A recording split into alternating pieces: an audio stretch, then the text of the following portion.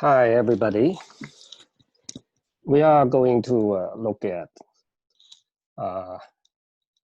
the first security protocol we are going to study in this chapter. So this is at the network layer or IP layer. Hence, it is called IPsec. Of course, IP means it is used to secure IP packets. SEC, of course, means security. Remember, this S is small case letter, and some people use capital case, but the official convention, well, the official writing is IP and small case S, EC, IPsec.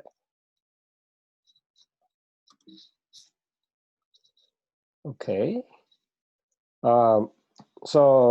Because IPsec is a crypto protocol sitting at the IP layer, so then of course we know it is used to encrypt and or authenticate IP packets.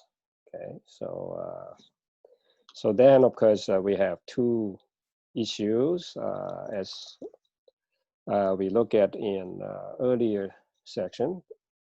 At the IP layer, an IP packet can be encrypted or authenticated on the payload only, or on the entire packet, on the entire IP packet, including the IP header.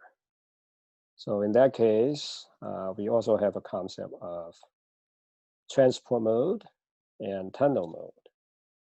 So if we encrypt the entire IP packet, then we need a gateway to handle this tunnel mode. Okay, so that's the first thing we should have in our mind, that these two things we need to deal with. And then since we have these two functionalities, encryption and authentication, so then of course we need to add a new header, okay, to the IP packet to indicate whether you are encrypting this packet or you are authenticating this packet, or both. For this purpose, an IPsec packet consists of a authentication header. Okay, we call it AH, or we can think of this security protocol to have three sub-protocols. Okay, so one is for authentication. The other one is for encryption.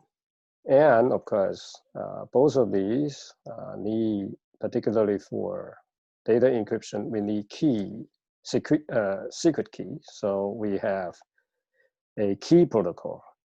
We call it Internet Key Exchange. So the names for these three protocols are separately AH for authentication header to indicate that we are authenticating this IP packet, and ESP, which stands for encapsulating security payload, to indicate that we are encrypting this IP packet, and IKE, that stands for Internet Key Exchange, to indicate this protocol is handling key exchange. Okay, so in other words, using these three different headers, we know what this packet is for, what the underlying packet is for. Okay, what the underlying packet really is. Okay. So now for the authentication header, we have these two sub-bullets. The first of all, it's used to authenticate the origin of the IP packet and ensure its integrity. So authentication, of course, means that first of all, I know where this packet comes from.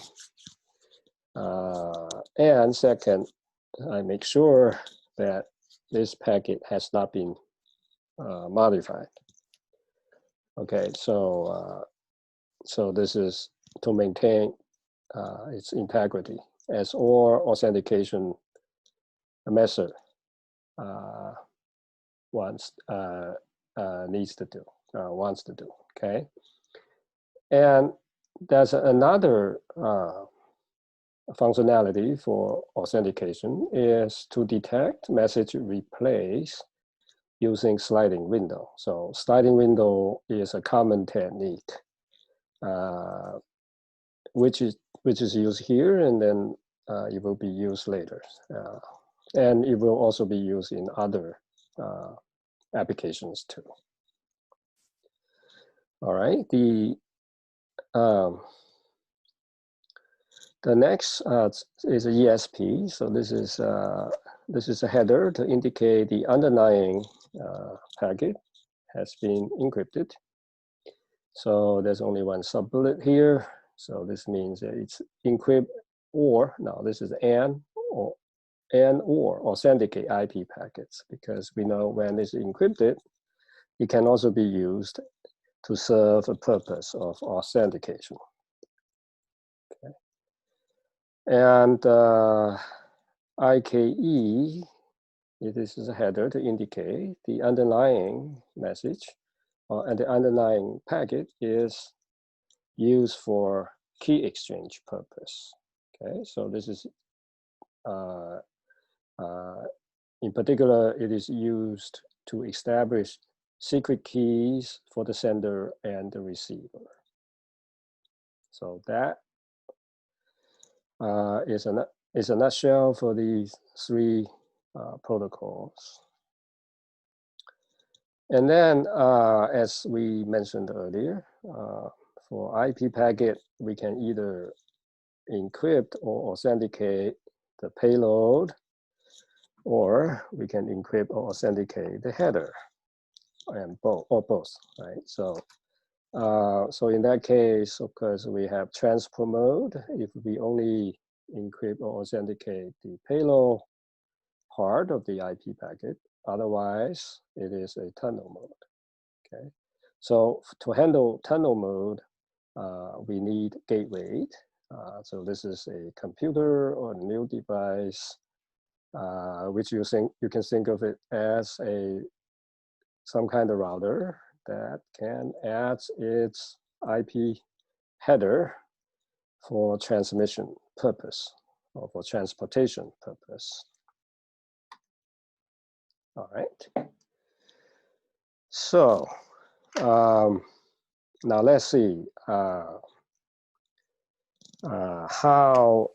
two parties, Alice and Bob, can establish, can use encryption and authentication algorithms at the IP layer. Okay, so we use Alice and Bob just to indicate these are two machines at the IP layer, what's going to happen. So as we know, the first thing we need to do, after the previous slide, we indicated three different protocols. So actually we mentioned there, we need to use data encryption algorithm, authentication algorithm, and key exchange algorithm, right? So for data encryption, we could indicate AES, for instance, and for authentication, we can use public key cryptography such as RSA, but then of course it involves cryptographic hash, and for key exchange, of course, we can use Diffie-Hellman key exchange protocol. And of course, we can also use PKC, public key cryptography, to distribute keys. So that means there must be some kind of mechanisms for two parties involved, Alice and Bob, to negotiate and determine what the underlying algorithms and parameters they are going to use. So this is done in the protocol by something called security associations, right? So this is, the concept is easy to understand. Now we need two parties to agree on the same set of algorithms, parameters they are going to use, okay? So now let's look at these things. Suppose that Alice wants to establish an IP connection with Bob, and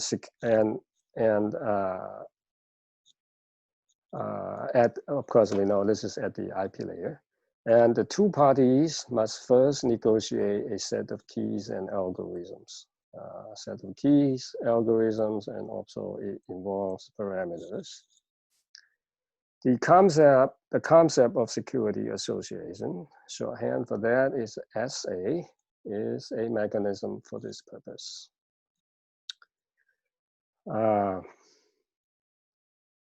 So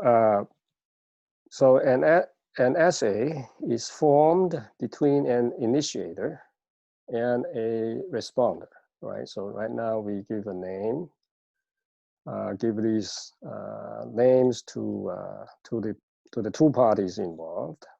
The person who's, or the computer who starts communication is called the initiator. Okay, the other side is called the responder. And this particular SA, once it's established for that particular section, will only last for that section only. After that section, the SA, so the SA established will disappear, will be removed. Okay, so one SA for one section. And also, we know that we usually have two things, either encryption or authentication. So you can only establish one SA for one functionality. That means an SA is either for encryption or authentication, but not for both, okay? So that means if a connection, IPsec connection, needs both encryption and authentication, then it must, so this connection must create two SAs, okay, two security associations, one for encryption and one for authentication. Okay, so that so just to make things easier, you don't want to combine too many things in one SA. So you either have an encryption SA or you have an authentication SA. If you want both, you'll need two SAs and put them in front and put them in front of the original IP packet. Okay, now after we know after we saw the concept of SA, so now let's look at the components of an SA. So this is security association. Okay, so once again, SA is used to indicate what the underlying algorithms, this particular packet, it's this particular packet needs, right? So, and also it involves two parties involved, so it has to indicate that which two parties are involved. Then, of course, each SA has 3 parameters. Okay, so one is a security parameters index called SPI. So this, of course, indicates where we are going to get these security parameters. The other one is the IP destination address. Okay, so in this case, if Alice is the initiator and Bob is the responder, then that's the destination. Okay, so Bob's IP is the destination address. And also it has a security protocol identifier. Okay, so so these are the 3 parameters. And of course, the purpose of these is to indicate when a packet comes in, for instance, when a packet comes in to Bob, so Bob needs to know what algorithms he needs to handle that packet. Of course, using these things, then he will know which algorithm, what parameters he needs to either verify signature or decrypt that packet, IP packet. Okay, so this is the purpose. The second component is called SAD, which stands for Security Association Database. So as you can see, Alice can talk to many different Bobs, right? So then, of course, for each section, she needs to establish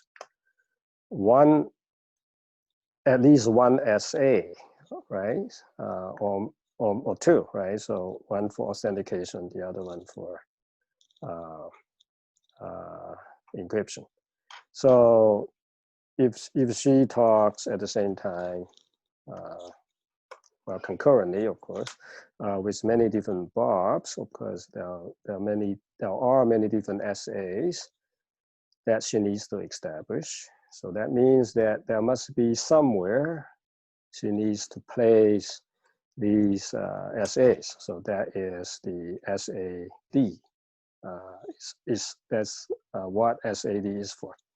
So it stores active SAs used by Alice's machine, and at the same time also by Bob's machine, right? The many different Bobs, right? So it's just a local machine.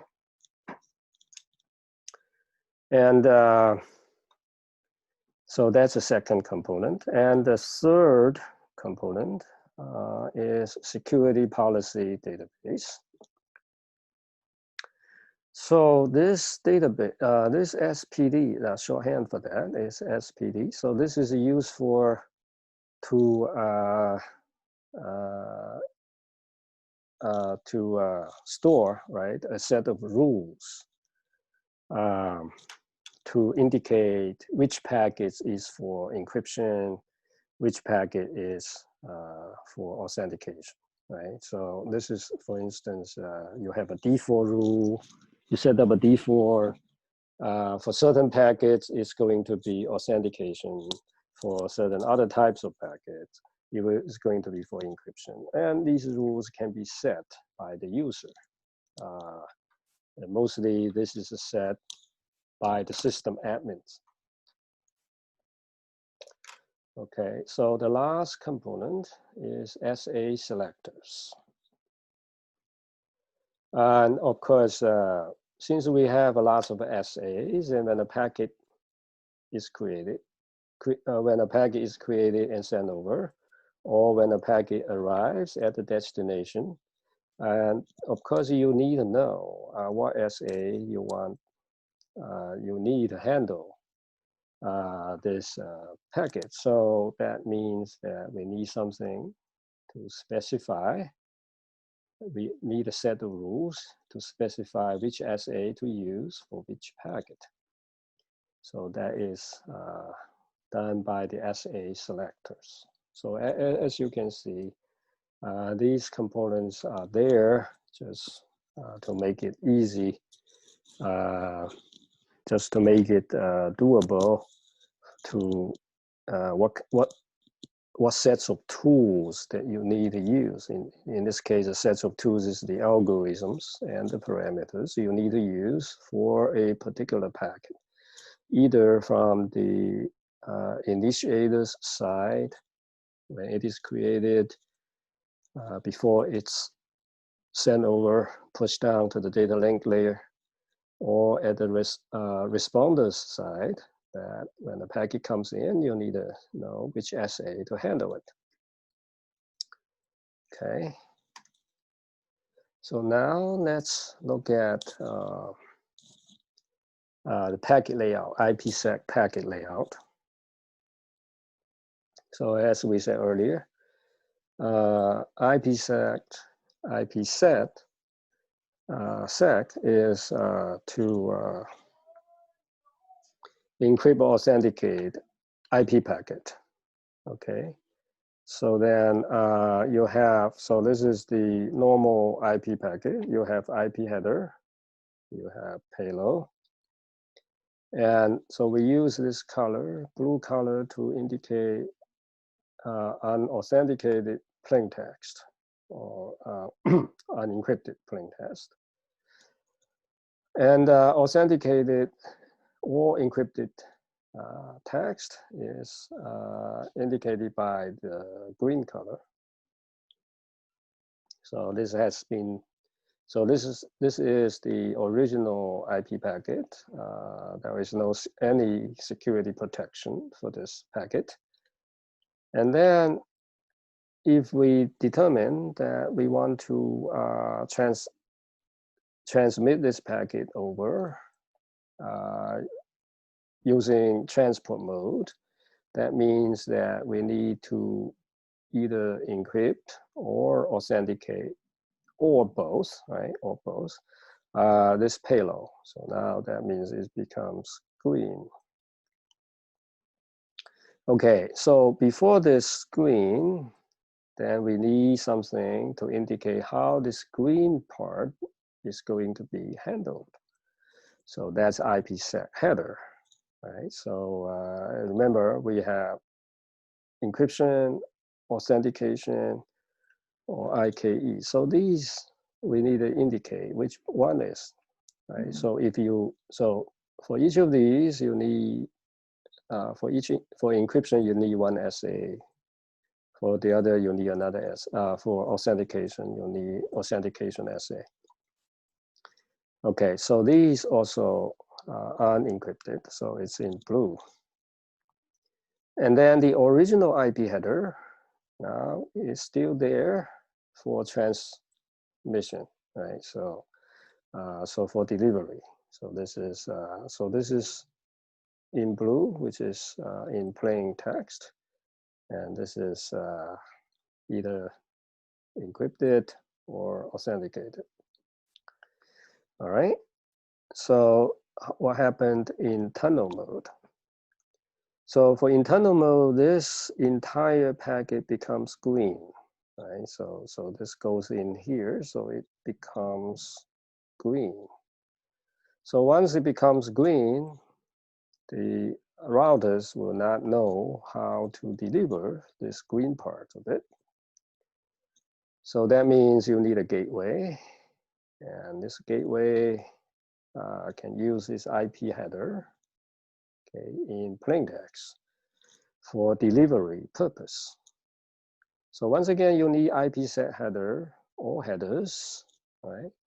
To handle, you need IPsec header, which may, excuse me, which may include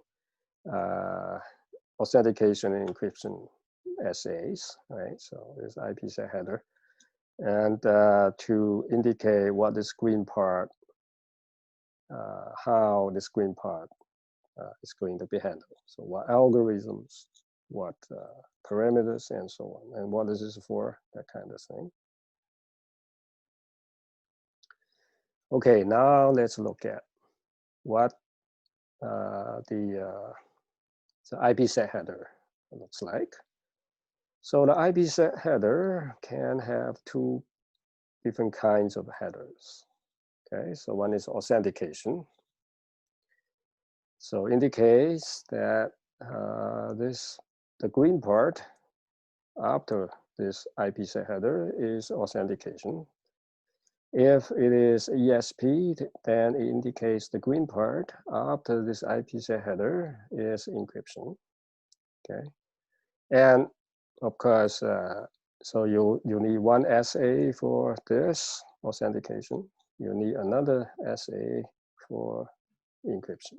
Okay, so this is what it says. Authentication and encryption use separate SAs.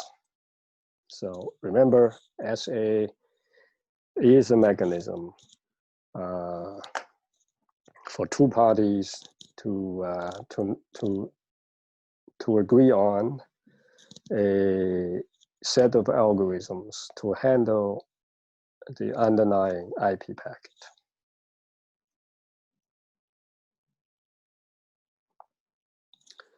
All right, so now let's look at the components in an authentication header. So as we said that you may have a, in front of the green part, you have the IP header, but of course the IP header that's only a general term for the actual headers. So it could be, you may have more than one header. So then of course you need to indicate where the next header begins in this packet. So this indicates the location where the next header begins. And it is given 8 bits to indicate its location. So that's the values of it is up to 2 to the 8. That's pretty big. And then the payload length. Okay, so this is inside a IPsec packet. How long is that green part? Okay, so again, this is given 8 bits long. So the maximum length here is 2 to the 8. Okay, and from 16 to 31st, so this is reserved. So that means that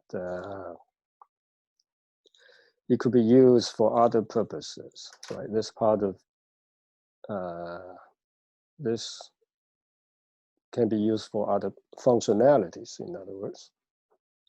But the most important part is where the next header is and how long your payload length and how long your payload is.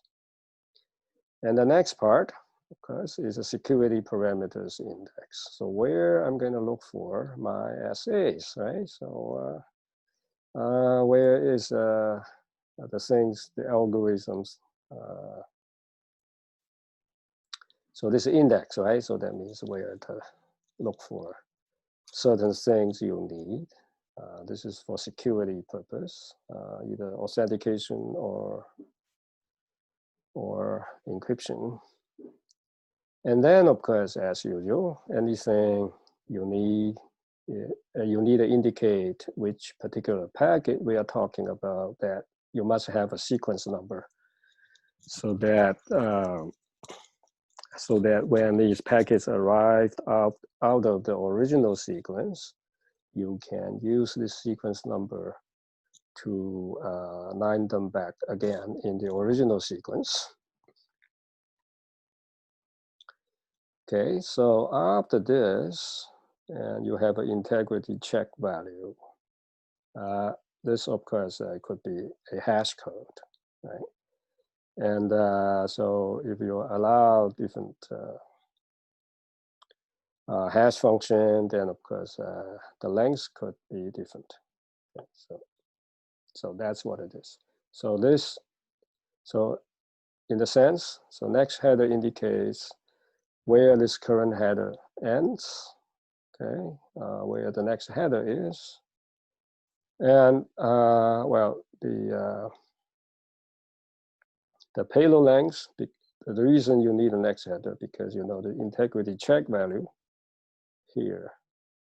You don't know exactly how long it is. It could be different on different for different packets. So you need to indicate where the next header starts, and you need to indicate where your payload is.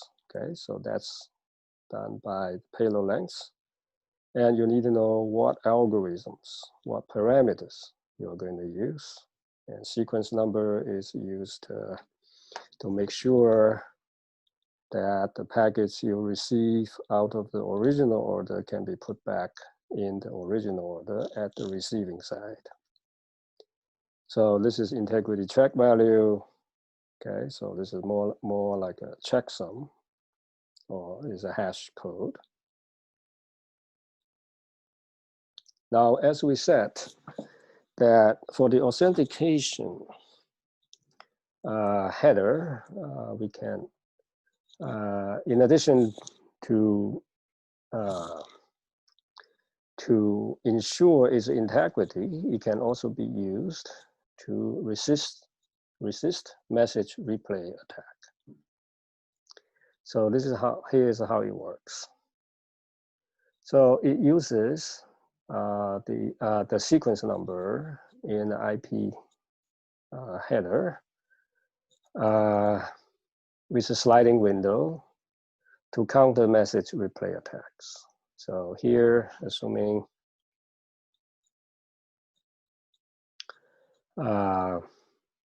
we have a sequence number S, okay, and this is the window A, B, and C. So this is sliding window.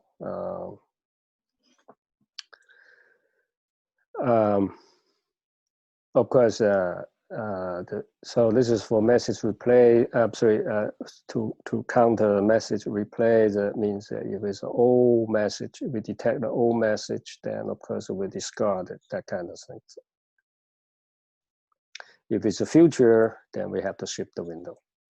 So here's what it is. So suppose the sequence number in A, okay, is too old, right? So so then it can be discarded. If this sequence number happens in the current window, then it is in the window. Then we want to check in here whether it has been seen before.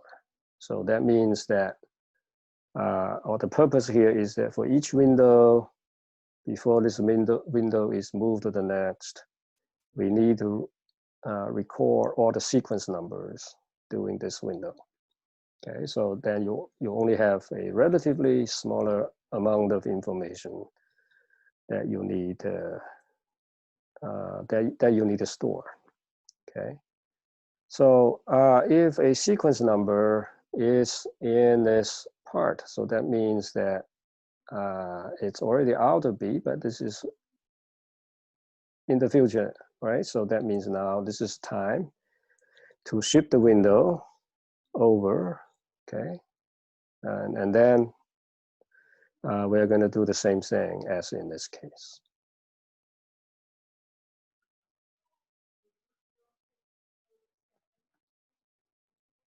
And then for the encapsulated security payload, ESP.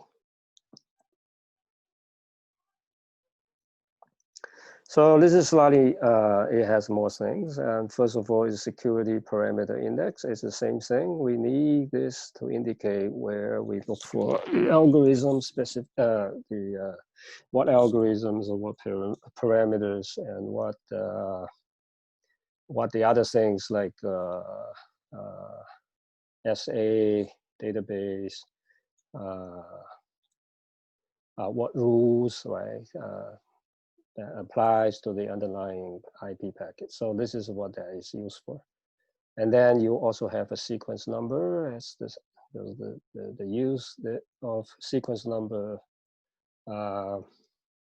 is the same thing as before, right? It can be put things in the original order, and it can also be used to counter message replays.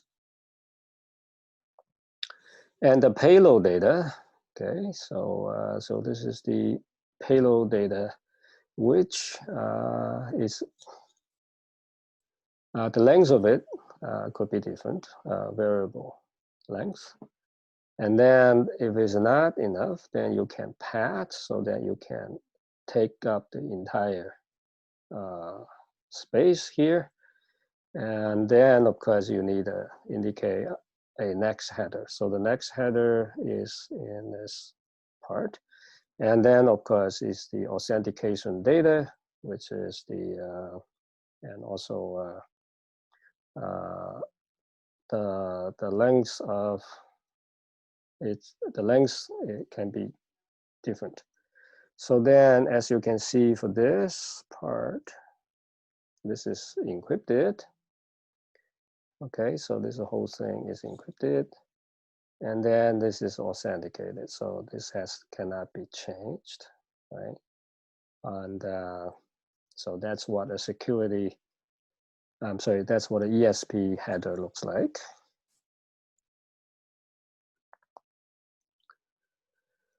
Okay, so the next is key determination and distribution. So we have looked at AH, authentication header. We have looked at ESP,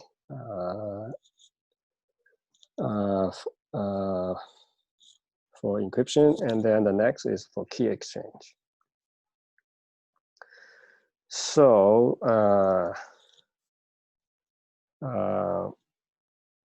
so the IPsec, the protocol of IPsec uses the following protocol called KDP, that stands for Oakley Key Determination Protocol. It is basically Diffie-Hellman key exchange plus authentication plus cookies. Okay, so when we talk about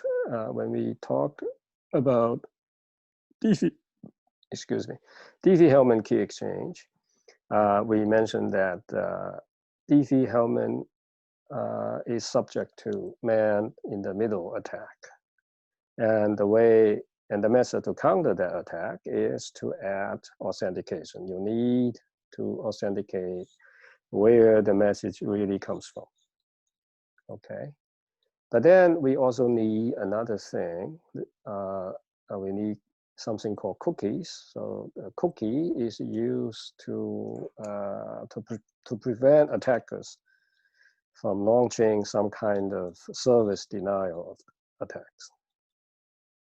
Okay, so once again, so authentication helps resist man-in-the-middle attack, and cookies help resist clogging attack. So this is some kind of denial of service. And it also uses nonce, which is a number, right? We know it is a sort of like a random number that it generates. It helps resist message replay attacks. So this is a general technique, right? So this is what nonce is used for, as we said before, right? So you have a sequence number plus a nonce, right? And when I said as before, so remember in chapter 1, when we look at how do you synchronize the mechanism to indicate how the mechanism to SWOT message replay. Of course, theoretically the easiest solution is to use timestamp. Okay, but that relies on accuracy of synchronization. As we know, in the current network, there is no technology that guarantees perfect synchronization. So your synchronization always have a little time gap. So within that time gap, I have to have some kind of number to indicate whether a particular packet has been seen. So that number, in general, is called a nonce. Right? But of course, it could be a sequence number, and it could be a nonce. The sequence number, the reason we call that type of nonce as a sequence number is because they also serve other purpose. In addition to swatting, countering message attack, is that they are also used to put a sequence of IP packets arrived out of the original order into the original order, right? They're out of the order, but I can use the sequence numbers to put them back in the original order. So now it's a nonce. So that's what I mean. Okay. So for clogging attacks, as I mentioned earlier, is a form of denial of service attacks. In particular, this attack goes as follows. Suppose an attacker sends a large number of public key Y sub I encrypted IP packets. Yeah, because it's a Diffie-Hellman. You remember in Diffie-Hellman, each side is going to select a random number, which is a private to each side, right? And then you compute a to that private number mod p, right? So a and p here has a special meaning, right? A is a primitive root of p. P is a prime number, right? But anyway, so it just sends out a public key yi. Okay, and then both sides will use this yi and its own private key to determine a common key to use for data encryption. But the attacker simply sends out a lot of these YIs, encrypted IP packets, meaning the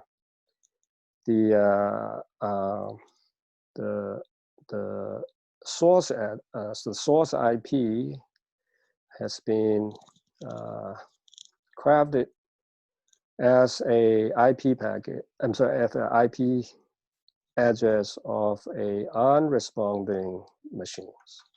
Okay, so then of course,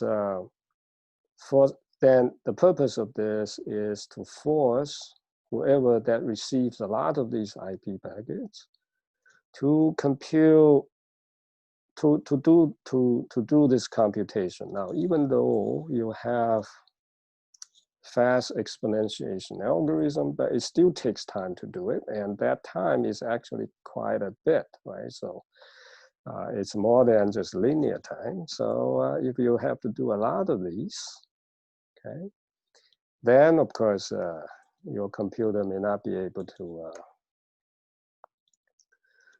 to carry out normal computation. So this is some form of denial of service. Okay. So now how cookies can help. So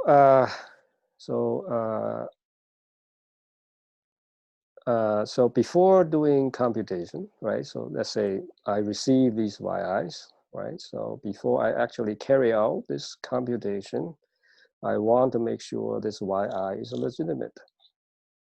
So that's what cookies is. That's what the purpose of using cookies.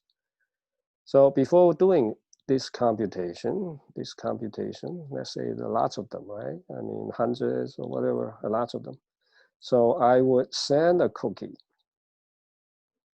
So this is a random number back to the source, okay? So this is source, and wait for a confirmation, including that cookie. So if that has been crafted, so which means that I will not be able to receive a confirmation within certain limit, within certain time, then I will not have to do this, right? So I'm wait for the response. Of course, there are certain time limit. After that time limit, then this request is no longer valid. So I wait for that time. If I didn't get a response, then I will not carry out this computation. So that's what the purpose of using cookies is. Okay, so then this prevents attackers from making Diffie-Hellman requests using crafted packets with crafted source addresses. Right, so that's easier to understand. So I am going to use a separate video to make this more, to make this attack, to explain this attack a little bit more. Okay. If we understand this now, then you don't have to look at that separate video. All right. Next is the key exchange. Now we know how what our underlying key exchange algorithm is, and then we have to have, because this is for network communication, we need some mechanism to carry out these algorithms. Okay, so the protocol here is called ISAKMP. Okay, and this is shorthand for Internet Security Association and Key Management Protocol. So that means you see the key parts of here is SA. So this is SA Security Association and KM. Okay, so that's a key management. Okay, this P is for protocol. This I is for internet. So that means this has two components in it. So this protocol specifies key exchange formats, and each type of payload has the same form of a payload header. Okay, so that's the form. So this is the header. So you have the initiator's cookie, that's 64-bit long, and the responder's cookie, that's a 64-bit long. So this is a random number of this length. Okay, send it out and wait for the response. And then we have a next payload, the major version, minor version, exchange type, and also flags, and then message ID length. So this is just for communication purpose. And then the payload type is what we want to look at. So how many things it supports. Okay, so this is the payload. Okay, so this is the next payload, right? You could have many different payloads. Of course, each of these indicates one particular type. So of course, it could be for SA. So this is for establishing a security association. Proposal. So that means now I am going to negotiate an SA. Transform. So this is for specifying encryption and authentication algorithm.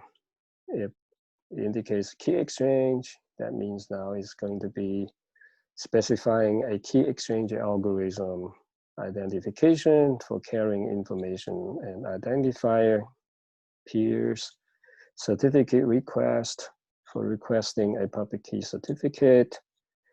The certificate itself, right, containing a public key certificate. This is the payload type. If the hash type, then it contains the hash value of a hash function. If it's a signature, it contains the output of a digital, sorry, move quick. Digital signature function. If it's a nonce, of course, it contains a number. That's a nonce. Notification. If it's a type, it's notification. It notifies the status of the other types of payloads. Delete. If it's a type delete, that means it notifies the receiver that the sender has deleted an SA or a bunch of SAs. Okay, so this is the next payload, reserved payload next. So you put all of these together, and then you have IPsec. Okay, so of course you know that you know VPN, right? So basically VPN is just another name of IPsec, so which means you supports IPsec, and you have VPN, and this VPN, of course, if you want a secure VPN, so you use tunnel mode. All right, and so that is the end. And for this topic, so next time we are going to look at the security protocol at the TCP layer. Okay.